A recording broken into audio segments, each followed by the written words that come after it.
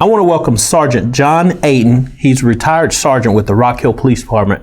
He's currently working for the Fort Mill Police Department and also the author of The History of the Rock Hill Police Department. John, I want to thank you so much for coming on my show and allow me to interview you. And the reason I wanted you to talk to you is because I want to talk about success, obviously. And I know that you have a wealth of knowledge and you could obviously help a lot of people with your knowledge of success, and especially we want to focus in on the book. Right. So can you tell everybody a little bit about yourself and where you're from? Well, I'm from Rock Hill originally. I was born and raised here in Rock Hill. I served with Rock Hill Police Department for 32 years. I'm married to my wife Barbie. We have a son, Josh, and she's my daughter-in-law, Kirsten, and they have my grandbaby, Scarlett. Oh, a little Scarlett. Yep. She's my heart. Oh, yeah. Yeah, I've seen several pictures of her, and obviously I've seen her in person. So were you with her today anytime? I was. I get to see her a lot on the weekends. So. Oh, man. She's a cute little thing. Yep. I know she has you wrapped around the finger. And she can. I don't mind that a bit. She has messed with my hair. I wore all kind of things on my head, but as long as I'm with her, I'm fine. So. Oh, absolutely. And obviously, I want to talk to you about your book with the history of the Rock Hill Police Department. How did you get the idea, or how did the idea of the book come about for you? Well, when I was hired with Rock Hill, I mean, through the years, there was always, when we talk, other officers talk, somebody would always put it out there, somebody needs to write the history of this department. Mm-hmm. We would maybe clean out a closet or clean out somebody's office, and we'd find old pictures and stuff, and nobody knew who they were. And these things just sat in folders or just sat loosely around the department and not in one area and not secured at all. And so I hate that it took me probably the end of my career to even start this. But I got the idea, well, let's see if we can do it. And so I just started digging just to see where it'd take me. Right. And how long, you said it happened at the end of your career. How long over the years did it take you to, start compiling information for the book and, to the completion? It went probably, because I did all this on my own time. So I'd get off work from school, being a school resource officer, and I would go over to York County Library, because that's what you had to do. When I started, I had to see where the sources were. Where am I going to be able to get this history? Well, the newspaper, of course, in that day, so that would be kept over at the library. And then the archives of the city, they had a lot of city minutes, the council minutes, mm-hmm. and stuff. So they had a lot of things stored over there in the archives. So, and they allowed me in there. They allowed me to go and look and get what I needed, mm-hmm. Because the early minutes were even written by hand, mm-hmm. and so those were really kept in a separate area, and they let me go in and copy what I needed to read, because I read all of them. Right. I read just about, I'd say 95% of every newspaper and city council minutes that were out there. Right. Right. And I know you found some interesting thing, and I know we don't want to give away a lot of the book, but starting out writing the book and getting, the information for it, about how many hours would you say a week or a day that you spent, working on this? Oh, I probably was 3 hours a day easy after I'd get off work. Days off, I would take a vacation day, or if we had them, I would go over there and spend just a majority of my vacation day, mm-hmm. just sitting over there. Or weekends, if the library was open, I was in there. Right. And they were letting me come in and use the microfilm making copies and stuff. I'd bring my paper, so if I made copies, I could make it on my paper, and I didn't want to cost them anything. Right. And so I was able to bring my paper and make the copies I needed to take with me. Right. I did hit Winthrop a little bit, and Winthrop was really good because you could, if you had something you needed to save, you could put it on a flash drive. You didn't have to make a copy.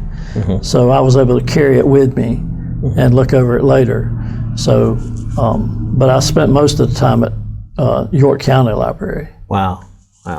And obviously, that's a lot of research. And in your research, what are some of the changes that you could maybe talk about that you've seen over the years with the police department from the time you've been there, from the time that you retired? Well, I think gradually, I mean, when you start off with the history, and you'll see it in the book, we started off from a town marshal, moving away from a marshal, and then moving into a city police department, or a town police department. Which was controlled by the council, and the council had a lot of say-so, and who was hired and fired and stuff like that. They even ran city court in council. When somebody was charged in the town, they had to appear before the council. That was the municipal court at the time. So it moved from there, and that was the friction in the early years, was that the police chief did not have control of his own department. Right. He always had a council member in there telling him he should do this or telling him he should do that, and he really didn't have control on who he was hiring, firing, anything.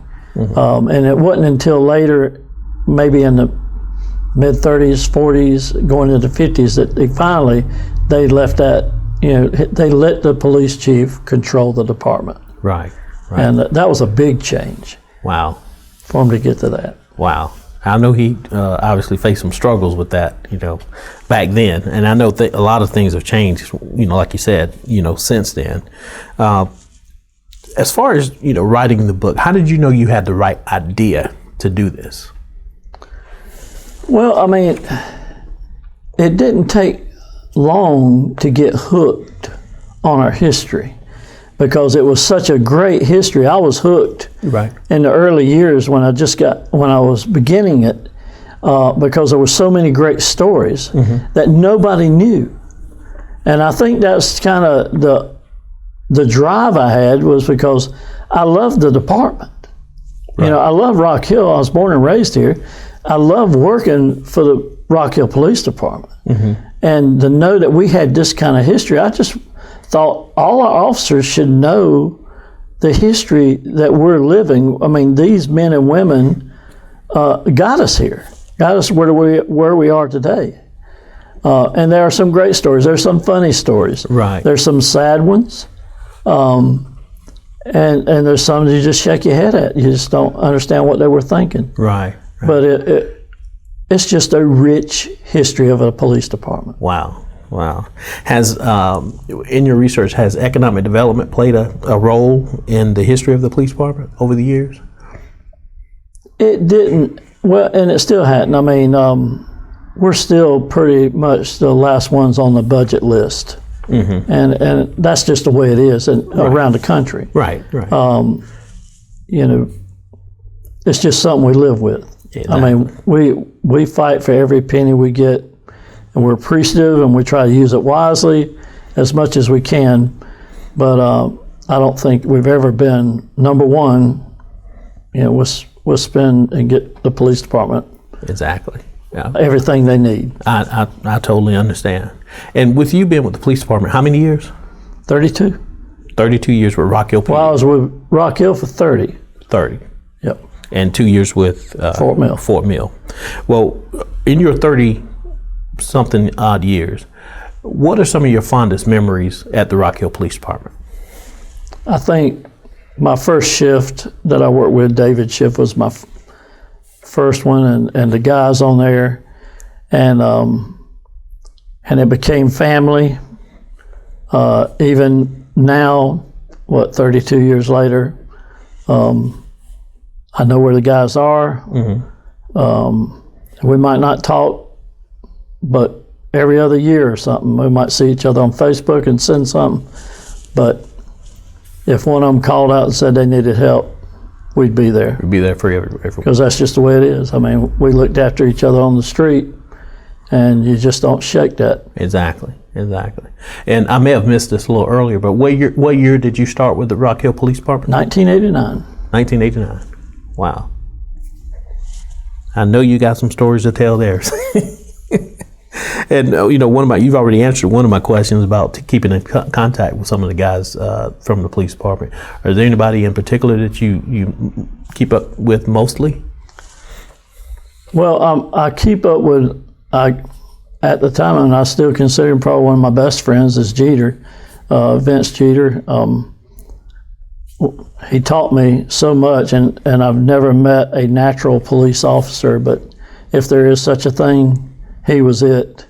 Mm-hmm. I was just in awe of a fellow that had just a natural ability to do this job and do it so well. I wish everybody could have learned from him and had just got in a car and rode with him. Right.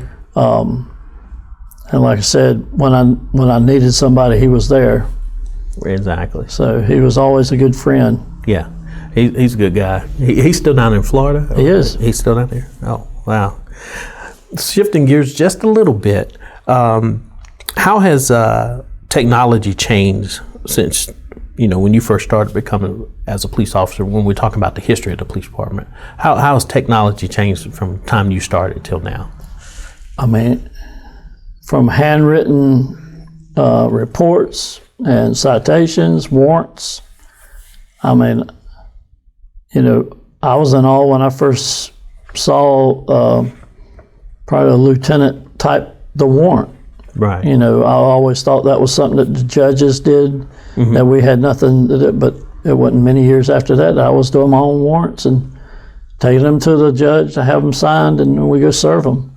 And then what we're doing today is just so easy now. It's just, most of it's to fill in the blanks with the computer. Everything's on there, the addresses that you need and all that. And it's so good that it's connected to our records that mm-hmm. you put a suspect's name in and it just pops up. Our evidence, the way we enter evidence now compared to the way we used to do it, mm-hmm. Everything's got a label on it, everything's measured right, and when we release evidence and stuff, I mean, technology has brought us a long way. Absolutely. And I believe when you read the book, you'll see some men that were way ahead of their time, mm-hmm. Like Detective Wolf. He comes back from the police academy, the FBI academy, mm-hmm. and he starts an ID system, mm-hmm. where now when they lock up somebody, and this was like 40s and 50s, when they arrested somebody, they took their picture and he kept it on file. But he was way ahead of his time. He started keeping fingerprints and stuff. Everything in his ID bureau was stuff that he had learned at the FBI Academy and he brought back to Rock Hill. And they used that system for many years, that we had people's pictures in little card files back in Detective Division. Because I remember I helped with the juvenile when we were starting to put them in the computer. Getting them in there, scanning everybody's stuff, and getting them transferred over. And that had to be done by hand when we first started. Wow. And that was thousands of suspects. I can imagine. So take it forever to do that. Yep. Oh man. Well, I can, like you said, in 30-something years, even when I started, there was a lot that, obviously has changed. So I've seen some of the stuff that you're talking about. So it's, just the equipment like revolvers and going to the semi-automatics. It's night and day. People are qualifying better. We're better protected because it's not just those 6 shots and trying to load a speed loader into a revolver. It's a lot easier just to pop a mag in a semi-automatic. Right. It's just little things like that, the tools we have now. Right. that help you doing that job. What sacrifices have you had to make in order to become successful in writing your book? You know, I know with me, with doing some of the things that I do, my sacrifices are maybe time with my daughter, or going on a trip, or hanging out with the fellas, or you know, going on a date or something. What sacrifices have you had to make, and when you started writing your book? Well, I was trying not to make it a sacrifice to anyone, because police work, as you know already, takes you away from your family enough. With everything, you don't just do your shift, but you got to do all these extra assignments and stuff when they need a body. Right. And so there's always something going on with the police department all by itself. Right. And you add, okay, I want to go to the library and spend a few hours, you know, it's taken away from something. Absolutely. Either Josh has got something going on, or Barbie had wanted me to do something, or the church had something going on. There's other areas of my life that had to sacrifice for me to do this. Absolutely. I totally get it. Like I said, I remember you talking to me about it a few years back, and you know, when are you gonna finish it, that type of thing. And I know it extremely time consuming. So, but with that, did you ever face any adversities when you were writing the book? You know what I mean by the adversities. Some of the naysayers that say you couldn't have done it. You know, why are you writing a book about the Rock Hill Police Department? Or, you know, you can't do that type of stuff. Did you have to face any of that? Most of the adversity came from two areas. One of them was the older police officers, because I was still, I was a veteran, but an inexperienced officer when I started. But there's still older officers, retired officers that met with me, wanting to know, why are you doing this? What, you know, and it came down to, they wanted to know if I was just trying to dig up dirt. Right. Because when you read the history, and you'll read a few decades where we were being investigated by SLED and maybe the FBI and stuff, and it was over some things that happened in our past. That was still stuff that in these older officers' minds. Right. It was still fresh, and that was some rough times they went through. Right. When the department's under investigation, and they didn't know how I was writing this book, to dig up old dirt. Right. And stuff like that. The other part was so-called local historians. Yeah. I met those. Oh, I could imagine. Because they wanted to know what do you have. Yeah. And I found out that there's a difference between just a good, honest historian, and I didn't consider myself that. Right. I was just an officer, just saying if he could write the history of our department. Right. But I met these guys, and a few of them are honest, but there were some that they did this for money. Right. And they were doing it for a profit. Exactly. Where I was coming from because all these old pictures, I'd post them on Facebook and put them out there. Well, I met these guys, and they put watermarks because they want that to be their picture. Right. And theirs alone, and they're not sharing. Right. Which I think Rock Hill's history needs to be shared with everybody. Absolutely. And it should be free. Absolutely. Because it's all our history. Right. But I met those guys, and I know if it's ever looked into, if anybody ever goes back to it, they'll find out that these guys have really done a lot of damage to our history. They've stolen it. Right. There's history we'll never see again because of these guys.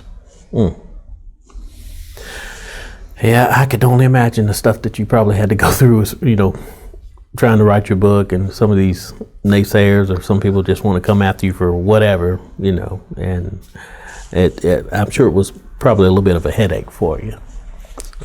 To whom or what do you attribute to your success as a police officer?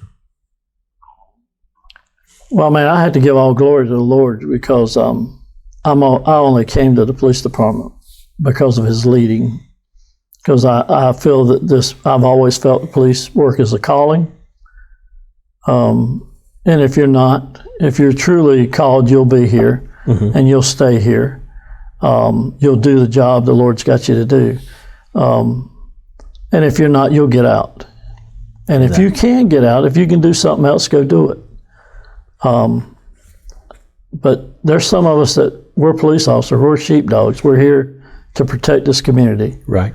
And love this community, care about it, but to make sure nobody hurts them. Absolutely. This is ours. Absolutely. And that's been my goal all along. So the Lord, for one thing, and then when I'd put my application in, I'd talk to Barbie, and that's the other thing. I had to make sure it was okay with her. Right.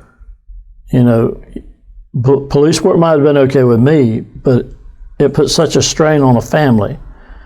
And we had an agreement in the early years that at any time, if it got to be too much for her, that she had the power to pull the plug. Wow.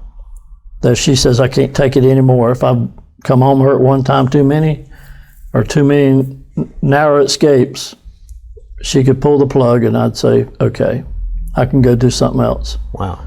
And that's probably one of the only people that I would have gave it up for. Absolutely, yeah. Because, you know, I can get another job, but Barbie's my life. I can't get another her. Exactly. So, and you know what? You know, I'm glad you say that, because nowadays you don't find that in marriages. You know, you went to her, you know, and y'all have this agreement, but you know that's unheard of nowadays. People just do what they want to do without considering what the other person, you know, wants. And she's been there. I remember the night I came home, first time I was hurt on the job, and trying to hide it, and that didn't go over too good. And then when I joined the SWAT team as a negotiator, yeah, well, she was pretty confident. She, like I said, she supported me a lot, and it got where when we got a SWAT call to go out and negotiate, she would just say, "Call me when you're on the way home." Exactly.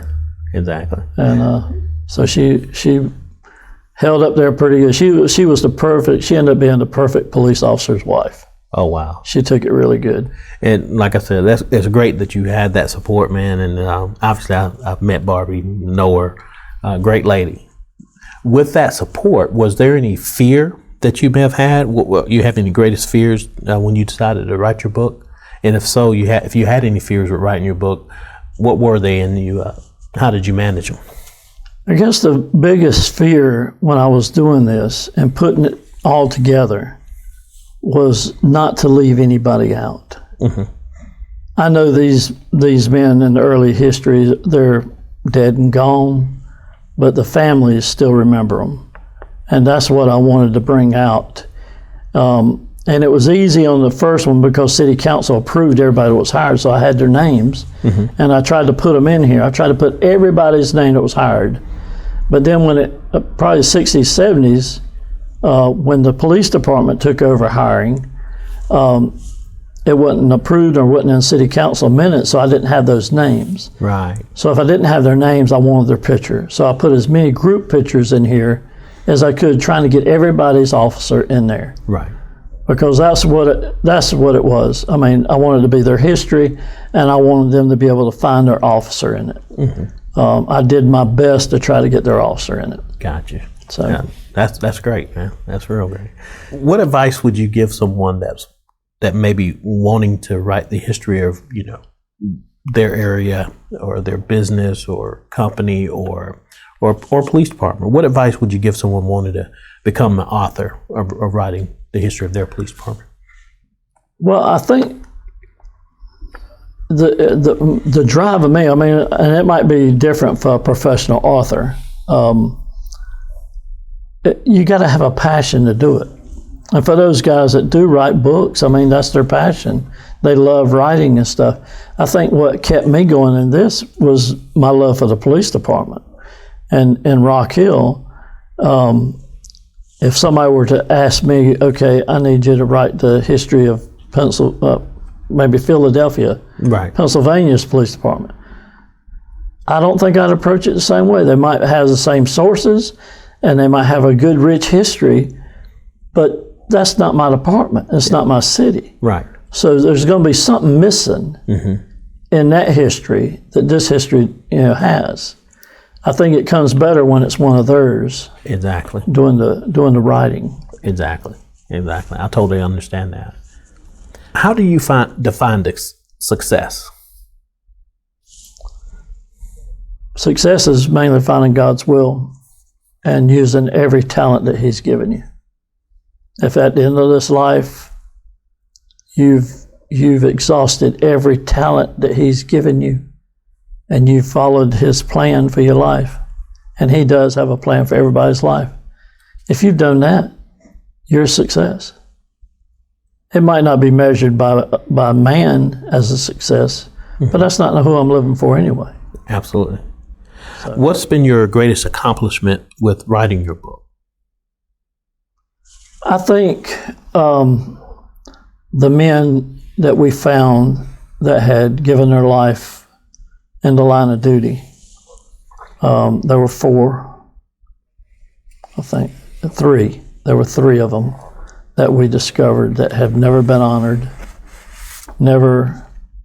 We just didn't know about them. I knew when I came across their names and the incidents that they were in where they lost their life, nobody knew about them. Nobody ever shared their stories. Johnston being the first one in 1906. Just a young fella trying to get the stove lit for city council to have a meeting early in the morning, 3 o'clock in the morning. And he's in uniform, he's on duty. His gun doesn't have a strap on it. It falls out of his holster and goes off and goes through his neck. And he lays there by himself. Wow. For most of the morning until somebody comes in. And he's alive. And he's able to tell them what happened. And they took him to the doctor, and later that morning, about 9 o'clock, he passed away. Wow. Just a young man, and we got his name on the memorials, on the state and the national. And I hope through the book and through whatever else we've done, he's received the honor that he's due. Right. Because he died wearing this uniform and serving his city. And McFadden was the next one. We never knew about him. But riding with the chief in the car on the way to an accident, they lost control of the vehicle. There was something on the road, that's what caused the first accident. And while they were on the road, they hit that same area, and there was another accident where McFadden was thrown out of the car, and the car rolled over him and killed him. But if you read McFadden's whole story, fantastic career for a young man. But he's on the state memorial now. Wow. And the national. And we've gotten to meet some of the family and stuff like that through this. And then we came across Fort Mills also, Durant, who was killed by a horse thief. Wow. Trying to serve a warrant. Wow. But just fantastic people. And there's other ones in there, they might not have given their life, but the ones I came across that they were injured on the job. Right. And had to give up doing the job that they loved. And we've lived with people like that during our time with the department. Right. People that have been injured and they had to retire. Absolutely. Doing what they love. That I can't do this job anymore. I mean,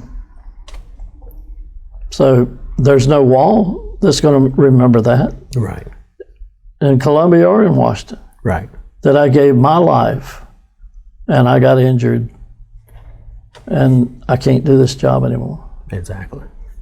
If you could go back in time, based on what you know from your research with the Rock Hill Police Department, is there anyone you would like to sit down with and learn from? And if so, why would you like to learn from them? I guess one of the chiefs that I would love to have interviewed would have been Hannah, because he's the one that started the Worthy Boys Camp. He bought the property out there for $1 from the city, with the dream in mind to start a camp for kids, a free camp that children could come to and enjoy during the summer, and also have a gun range. And the city owned that property, and he for some reason he offered them $1 and they took it, and they signed it over to him, and that's what started the Worthy Boys and Girls Camp. Wow. And he did a lot of things. He had a lot of new ideas and stuff to get going. And he was just a very interesting man.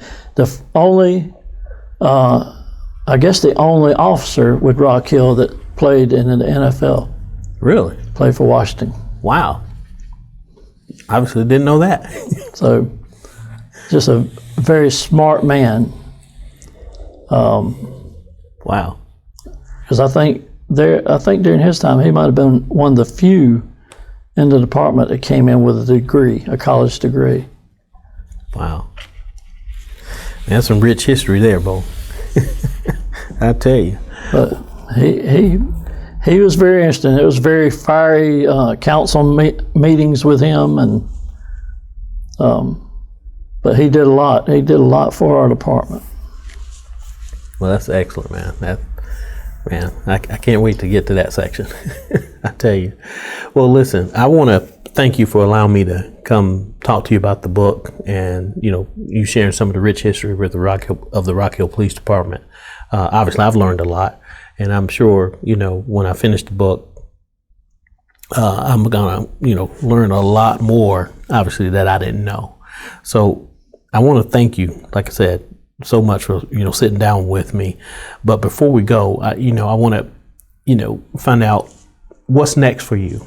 As far, are you going to write another book about anything? Are there any other books on the horizon for you? I don't think I have any other books in me. 'Cause like I said, I'm a cop. I'm a sheepdog. That's what the Lord has called me to do, not to be an author. Mm-hmm. This is just one of the side things of following His will, and I hope it's helpful. I hope some folks get something out of it, and it does Rock Hill good. Right. Because I wouldn't want to hurt anybody through this to save my neck, but I want it to be a good history, and I tried to do a thorough job. I tried to make it with it in mind that I didn't want anybody to ever come behind me saying they could have done, or I could have done better. Right. So I tried to do as thorough as I could. So, but no other books. I plan to finish out as long as I can physically, taking care of school kids as a school resource officer. And I love kids, and they really keep me going. So good. As long as I can do that and finish out my career doing that, I'll be happy. Excellent. And how can the listeners find your book? It's on Amazon.com. You can either put the title in there, The History of Rock Hill Police Department, or just enter my name. If you did that, then you would it would come up. Mm-hmm. And I said I was not looking to get rich on anything. Mm-hmm. So the majority of these proceeds from the book are going to the Worthy Boys and Girls Camp. Wow. Excellent. So them kids could have their camp going. Excellent, man. So that's excellent. Well, thank you for, like I said, me picking your brain with all this information about success and definitely about your book and how everybody can get a copy of it. So thank you so much, man, for letting me sit down with you. Well, thank you, Joe. Appreciate it.